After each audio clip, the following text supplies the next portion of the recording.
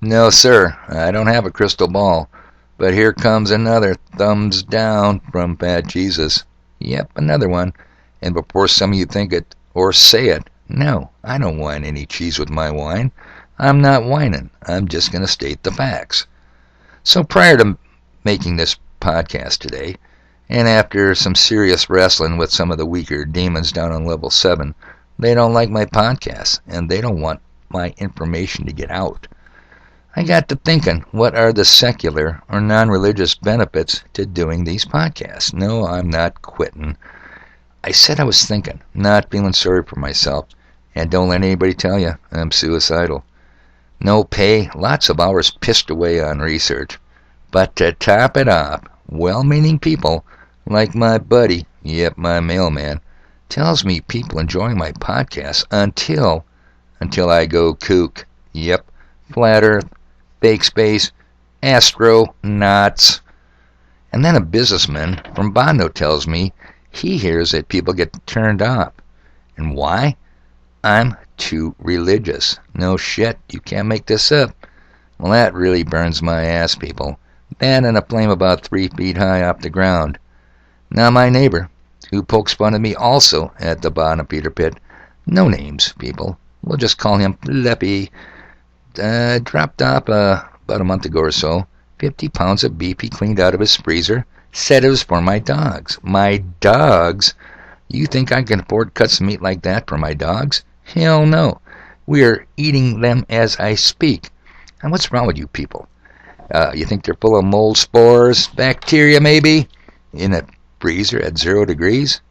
Fat Jesus even gave us a couple of pricey tenderloins that had been in his freezer over a year. And for the dogs, again, there was nothing wrong with them. The wife and I ate them too. Now don't worry about my dogs, they're well fed, and I haven't gotten to the point where I'm stealing their canned dog food. Tragically, I think 50% of all canned dog food is ate by people, though. In our current state, in my current state of financial affairs, steak is not on the menu.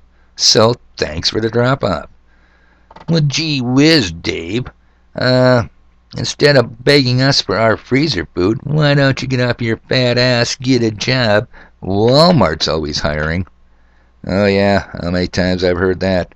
New and novel advice. I'm just the employee type Walmart's looking for. 68, toothless, and haven't filed a 1040 since 1985. And I know some of you out there don't believe that, but it's truly true, people. So how do I file a W-2, and how do I answer, where you been, Mr. Quorum, in the last 40 almost years? Besides, it's very difficult for one who has been self-employed all these years to start working for someone else. Truth be told, I wouldn't hire myself. And I'm not begging, goddammit. I'm informing you all, you wasteful people, 199 Main Street should be your new drop-off destination for what you call tainted, freezer-damaged meat. That's it. Now, let's get on with today's podcast, and remember, all my podcasts tie in with the previous podcast. You know, I'm shaking my head right now. I don't know how some of you are going to make it. I don't know how you're going to make it when we go back to Little House on the Prairie days. I'll bet you expired canned goods drive your ass up a wall, too. Just saying, just asking for a friend. So, good morning, and Sol Invictus. That's Latin, people. The unconquered sun, Helios, the sun god, Apollo Artemis. Yes, it is Sunday, the 16th of April, 2023. It is the day of the sun. And the Christianos, well, that's a Greek word. You know what word comes out of Christianos, don't you? Probably Christians. Dwelling in numbers that they are, thank God, will be out in full force, celebrating the sun. Now, last Sunday, many gathered in the early morning for their Easter sunrise service, the sun, S-U-N, rising celebration. Of course, if you press these false teachers and prophets for profit, you know, just as a side note, I'll admit, it's a hell of a marketing scam convincing people to tithe, give away 10% of their income to their tax-exempt 501c3 churches, a church system overflowing with Roman paganisms. If pressed, these preachers will tell you, well, they are really just watching the sun, S-U-N, the sunrise on Sunday, because it imitates or illustrates the resurrection of their God. course, standing facing the east. And any good Mason will tell you, yes, he's been to the east, seeking wisdom, knowledge, and enlightenment. And just like their other holy day, Christmas, late December, when the sun is at its lowest approach, the shortest day, you have to get those Yule logs burning to help the sun get its ass up over the horizon. Yep, the pagan Roman holiday, Saturnalia. You'd recognize it, people. And what's with the planet Saturn?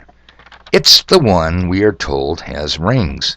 Now keep that point in mind as we progress in today's podcast. Now I've told you all in the past, all roads lead to Rome, but not necessarily to Romans. Think Murray. Whether it be Rome, Maryland, which became a city-state now called Washington, D.C., or Rome, Italy, we're in the Vatican, another city-state. You know, there's only 3 city-states in the world, people, the third being the city of London. Totally a separate city-state, independent of jolly old England. God save the Queen, mate. The Queen, yeah, they claim she's dead, and all British royalty bow to the Lord Mayor of London. And what do these 3 exclusive city-states represent again? Washington, D.C., world military power. City of London, world economic and financial power.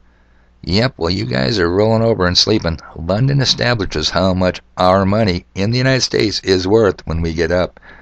And, of course, the Vatican, world religious power. A power you will see on full display today, the day of the sun, Helios. Catholic meaning universal. The universal Holy Roman Empire. Hey, Dave, I ain't no goddamn Catholic. I'm a Lutheran. Yeah, so you claim, but you know what I say? You're a goddamn Catholic and don't even know it. So what's that make you? A stupid Catholic. Now, you might think you couldn't get any more religious than the Christianos worshiping the sun on the day of the sun. But you'd be wrong. You'd be dead wrong. For if you went to the Bonaparte pits in your town on any given Sunday, like I plan to do today, you'll be surrounded by the most religious sects. The most religious of all religious cults. Yep, the atheists and agnostics. How so? They worship the fake space gods too. They embrace science, so-called. They like science fiction, especially the movies, and Star Trek. They ride their wet-spinning ball rocket, planet Earth, the spaceship that miraculously travels 4 different directions at 4 different speeds. They ride their spaceship, ball Earth, right up to the altar of their sun god, Helios, as in heliocentric. Spaceship Earth revolves around the sun, Sol Invictus, and amazingly, they poke fun. They actually make fun of the believers in Helios who go to their church buildings, the 501c3 Churchianity buildings. The only difference I can see is you don't have to dress up, wear your Sunday best to go to the Bonaparte pit. Nope, slobs are welcome there. Yet, I'm accused of being too religious. Can you see where that would just piss me off? I mean, it's almost like Pink Floyd should have sang, and I mentioned this before. All in all, it's just another kick in the balls. Now, why picking on me, people? Why are they so mean to me? I'm harmless. I don't deserve to be called too religious. So did you guys watch yesterday's link? I encourage you every way I know how, people, even risking the wrath of bad Jesus and his thumbs down. Now there are people, however, people like Dan the Mason Man, that are very happy, exceedingly happy, filled with joy. Most of you didn't watch it. He does not want you to know about his religion, a religion of symbols.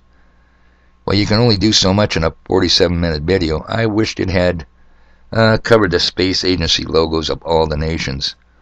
The symbology is all over the place. The vector, the rings of Saturn, and the serpent's tongue. Take a good look at that NASA logo. Tell me that ain't a snake's tongue.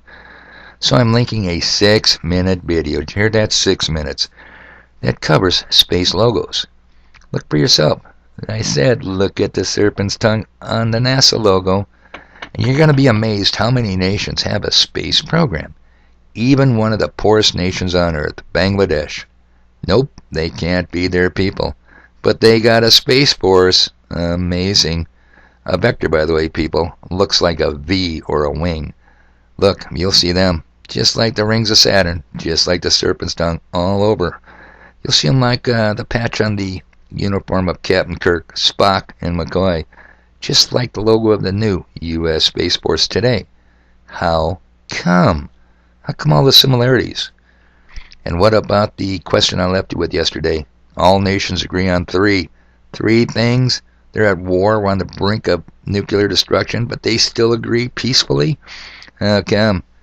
So yes, I'll be going to church today, but I'll be going to the bottom beater pit after I get some stuff done. You know what, people? I got stuff to do.